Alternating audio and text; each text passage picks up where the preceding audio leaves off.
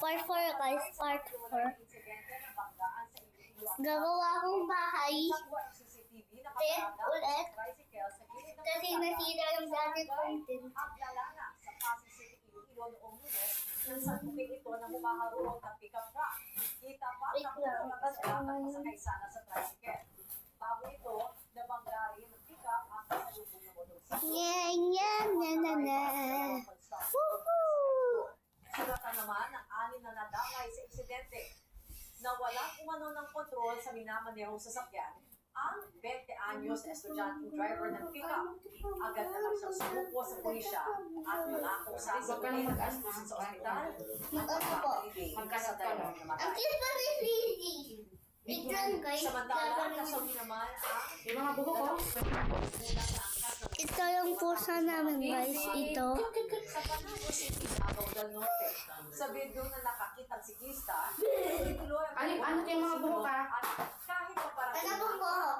nagpapagaling sa ospital ang driver ng motorsiklo. Ingat. Sinampaan na ng reklamong paglabag Ingat po. ang itong kadete. Nag-ingat po si Fiji. Sa higit, 20 Malinis nga, ah. Walang malinis. Mahilaan ko lang. Walang lang. Samantala, palibagong insidente naman ng Hazy. Ingat nga po eh. Guys, sira po sa Huwag ako. pa ka rin yung dili. Papakain ko lang po. Bukan mo. Matapos ang isinagawang dahilang body check sa mga kagyate nitong April 19, isang panibagong insidente ng hazing ang labis progresyo ng Philippine National Police Academy sa Silang Cavite. Dalawang 4th class cadets ang nagkaan ng maliliit na pasasok. Wait lang guys. Gumagawa na ako. Ang umano ng pagpalo ng kanilang classmate. Parang phone size. Yung total sa tamo phone size.